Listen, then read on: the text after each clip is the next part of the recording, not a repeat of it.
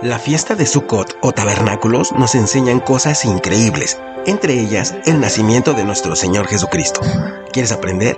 Pues empezamos. Todo comienza cuando David organizó a todos los que estaban bajo las órdenes de los hijos de Aarón para ministrar en la casa del Señor, en los atrios, en las cámaras y en todo lo referente al servicio del templo. Y esto lo podemos leer en los capítulos 23 y 24 de Primera de Crónicas. Y aquí viene el primer punto muy importante, y es que al sacerdote Abías, hijo de Leví, le toca servir en la 8ª semana para ministrar en el templo. Recuerda, este punto es muy importante. También es muy importante conocer el calendario hebreo. El mes de Abib o Nisán corresponde a los meses gregorianos de marzo a abril, el mes de Iyar a mayo o junio y el tercer mes de Sivan a junio o julio. Ok, y vamos a ver cómo se organizaban las familias por turnos cada semana.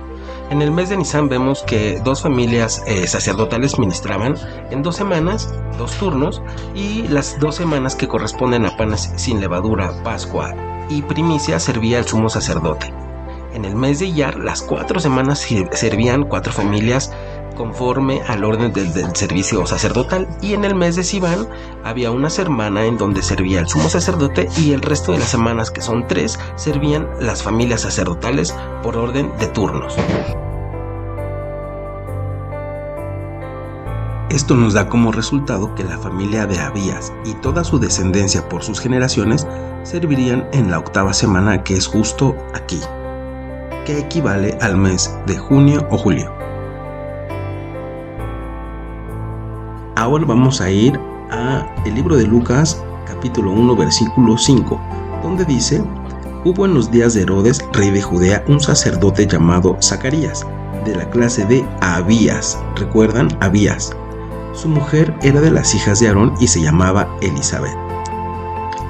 Ya en el versículo 8 dice: aconteció que ejerciendo Zacarías el sacerdocio delante de Dios según el orden de su clase, recuerdan que lo leímos hace rato en Primera de Crónicas, conforme a la costumbre del sacerdocio, le tocó en suerte ofrecer el incienso entrando en el santuario del Señor.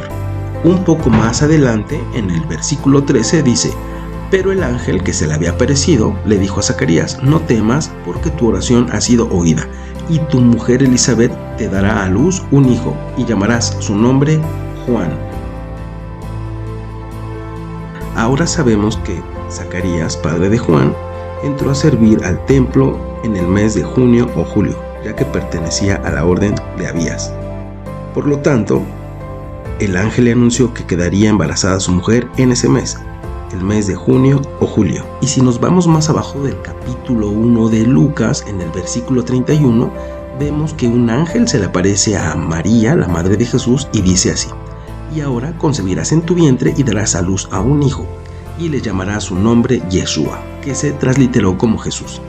Este será grande y será llamado Hijo del Altísimo, y el Señor Dios le dará el trono de David, su padre. Más abajo, en el versículo 36, dice lo siguiente: y aquí tu parienta Elizabeth, ella también ha concebido hijo en su vejez, y este es el 6º mes para ella, la que llamaban estéril.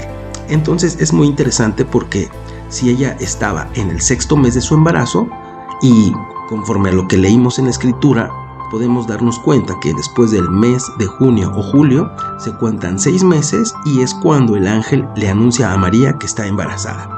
Así que podemos contar 6 meses después de junio o julio, y nos da como resultado la fecha en que María queda embarazada de Jesús. Ok, entonces si al mes de junio le sumamos los 6 meses que dice la escritura, nos da como resultado el mes de diciembre.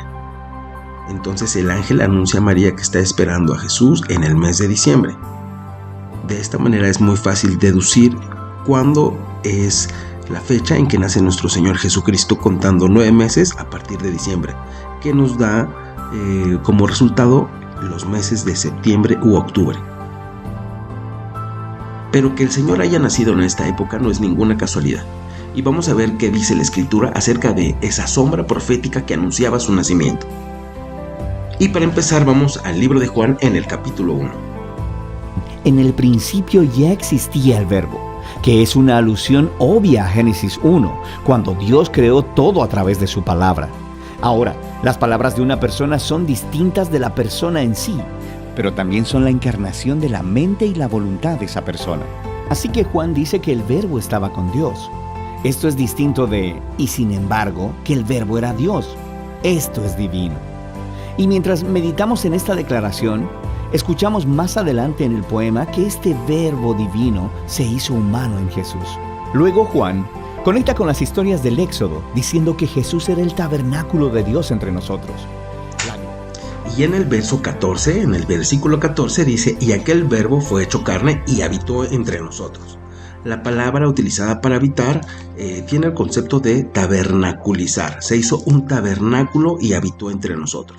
Este concepto es muy importante para entender la sombra profética que los antiguos textos que conocemos como Tanaj o Antiguo Testamento hablan acerca como una sombra profética del nacimiento de nuestro Mesías, Jesucristo.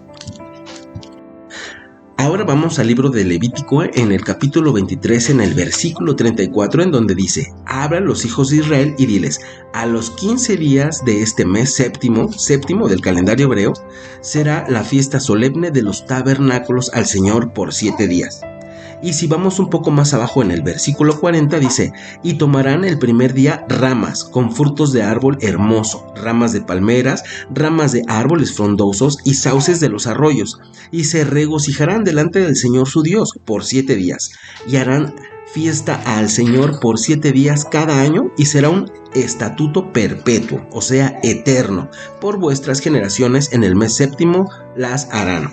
En tabernáculos habitarán 7 días, todo natural de Israel habitará en tabernáculos. Bueno, pues entonces leyendo estos versículos nos podemos dar cuenta que en el mes séptimo, a los 15 días que corresponde al mes de septiembre en nuestro calendario gregoriano, se celebra la fiesta de los tabernáculos. Y es curioso porque justamente cuando María y José estaban buscando alojamiento para que nuestro Señor Jesucristo pudiera nacer, en Israel precisamente estaban celebrando esta fiesta de los tabernáculos, en donde cada familia hacía una sucá, un tabernáculo, una cabaña, una enramada o un pesebre, que son las descripciones o el significado que refiere a la palabra de Sucot o tabernáculos. De esta manera ahora podemos entender, por medio de la Escritura, que nuestro Señor Jesucristo nació en medio de la fiesta de las cabañas, diciéndonos así que el Creador del universo, en la figura de Jesús, se haría un tabernáculo y habitaría entre nosotros, cumpliendo así la figura profética de la fiesta de los tabernáculos. Ahora también es muy claro para nosotros entender el por qué se dice en la tradición católica que Jesús nació en un pesebre. Y conociendo la Escritura y viendo todo esto, podemos entender que Jesucristo no nació el 25 de diciembre. ¿Y tú vas a seguir celebrando Navidad el 25 de diciembre o vas a celebrar el nacimiento de Jesucristo en la fiesta de los tabernáculos? Oye, y recuerda que el mensaje de salvación de nuestro Señor Jesucristo tiene sombras proféticas escondidas en las fiestas bíblicas que el Señor estableció para su pueblo. Comparte este video para que todos conozcan esta importante información.